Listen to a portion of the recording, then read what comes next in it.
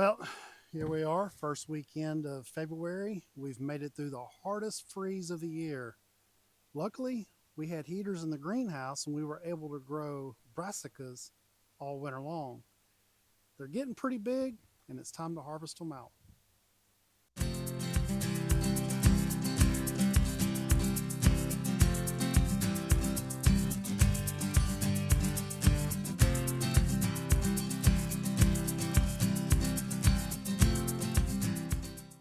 Just in case you're not up to date what we've been doing in the greenhouse, we grew all of our brassicas here, and the first thing you see when we walk in is this nice big head of broccoli.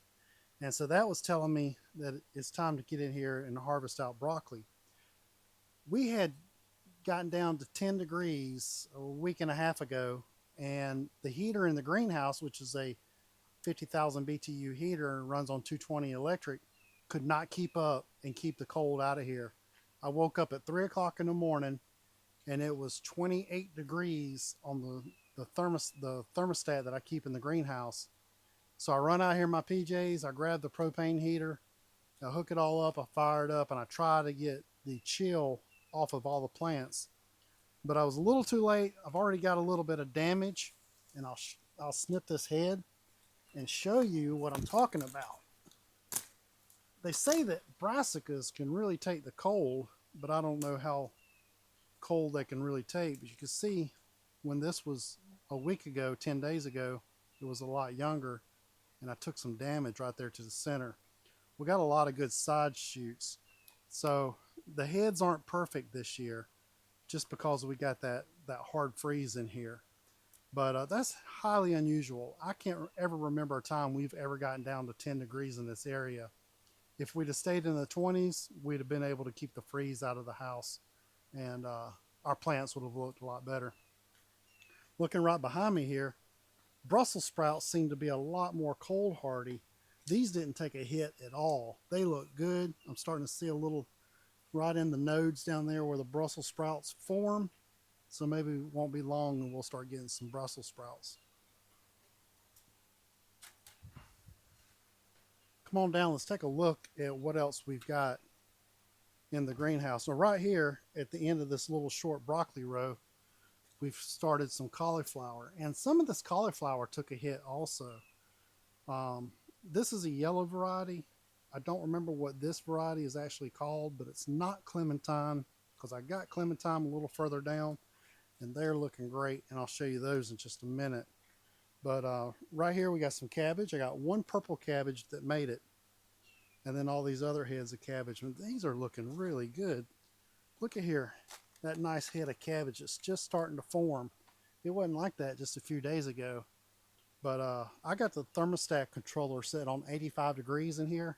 So when it hits 85, the fans come on, the louvers in the back come on, and it pulls air through here. With our outside temperatures in the 60s, it cools off pretty quick. The fans are doing a really good job of keeping the temperature under control.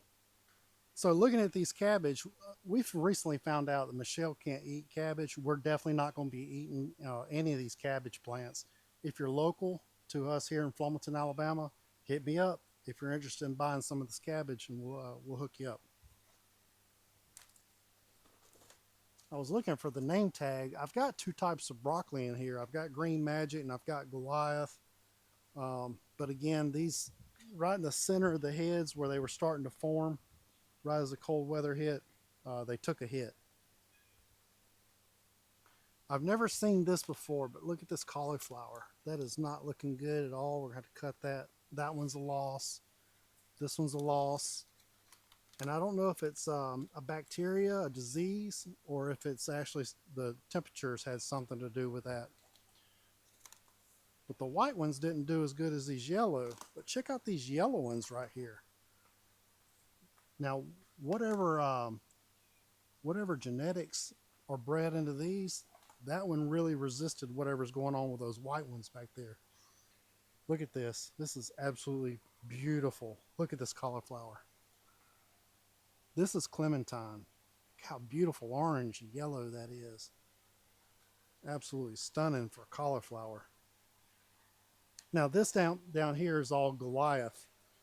And these heads are just about right for picking. I've got one over there. It's a little bit bigger and it's got the same kind of stuff going on with it. But looks like we're going to have a pretty good harvest of broccoli. We've got to get this out of here. We've already got our greenhouse tomatoes started and they're about this tall.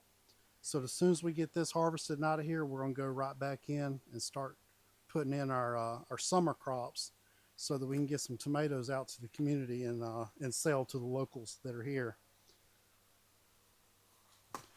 We just pulled out our turnips. So our turnips are finished. I got an entire row here that we can turn around and plant in tomatoes and cucumbers and eggplant and stuff. So we've actually got a lot of stuff that's going to be going on in the greenhouse. And I'm super excited for this year. Be my first year growing in the greenhouse. 1 year ago today, we started construction of this greenhouse. We got it up pretty quick, and it wasn't until April that I got the cover over it. So I kind of missed out on that sweet spot of getting it planted. And I didn't have the ventilation system then, but I do now, and I think we're really set up and we're geared up to go. As soon as the summer heat hits, we can put the shade cloth on. And towards the end of the year last year, we did plant some plants in here under the shade cloth, and they did wonderful. So I was really surprised how dark it felt in here and how well the plants were responding. But if you look up in this corner up here, we've got a circulatory fan that blows the air up the greenhouse, and then one on the other end that blows it back this way, and it keeps the air moving.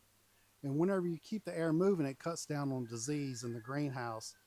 So when it hits 85 degrees, it sucks all this air out. In the summertime, we'll roll the sides up and we'll probably just turn the fans off and just let natural breezes blow through here. All right, guys, we're going to get busy cutting some of this broccoli out of here.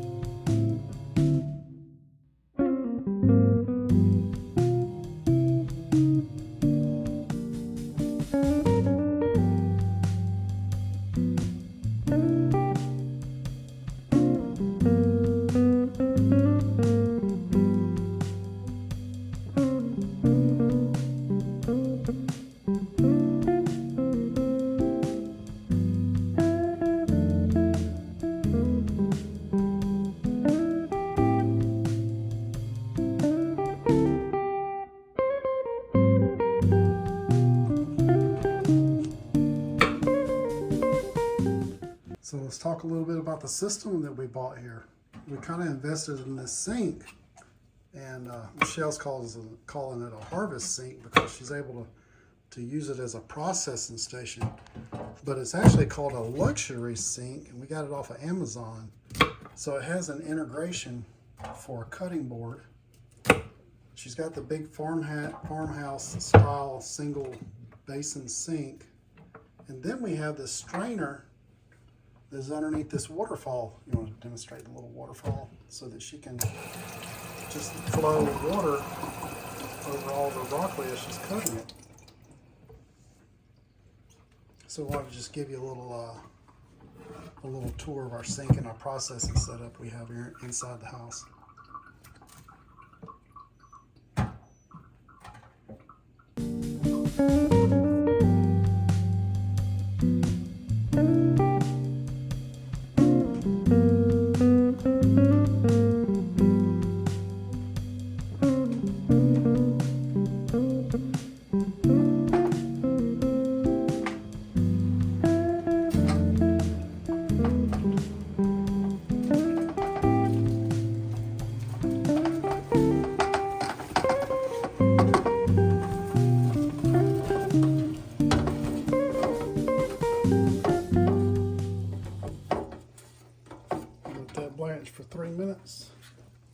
big scoop spoon. Push it all down, cover it all up.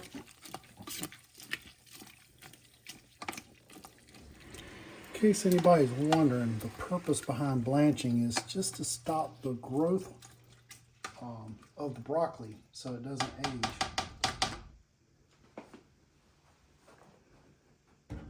And then when you freeze it, it keeps longer.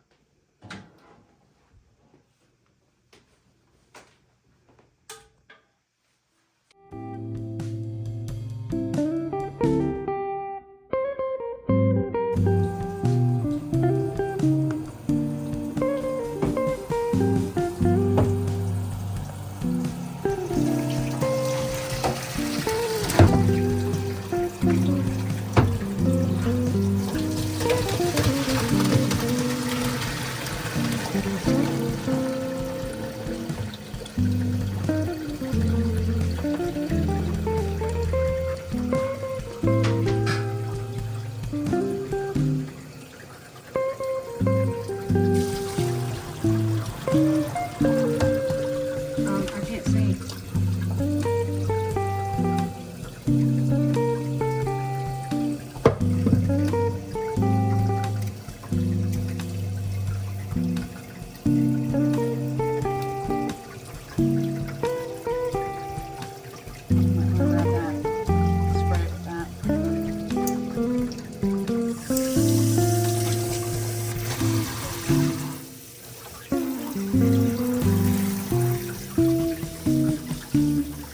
And then we throw it under cold water to stop the cooking process because we don't want the broccoli cooked. We just want it blanched.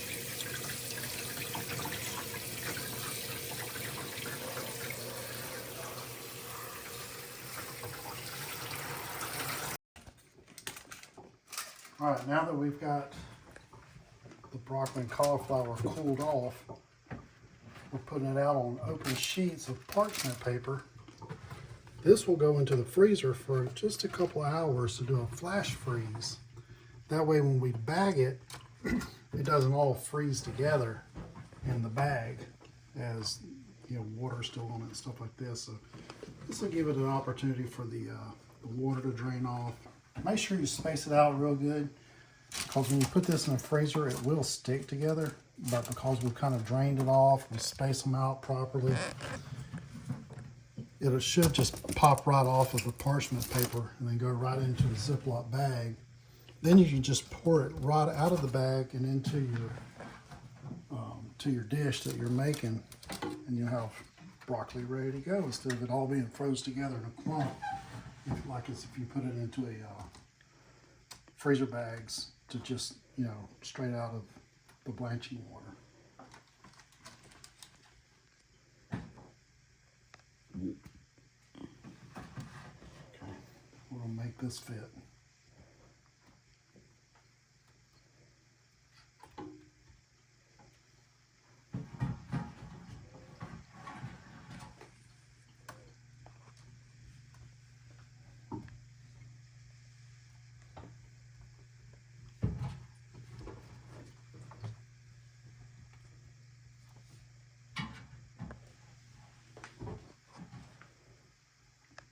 All right, guys, we're going to go put this in the freezer for a couple hours, let it flash freeze like I just explained. Hope you enjoyed the video. Like, share, subscribe if this is your first time watching. Follow us along on all of our gardening adventures and our homestead adventures and everything else that we build in between. All right, remember, keep growing, keep building, and always keep adventuring together. We're Flawless and Famous. We'll see you on the next one.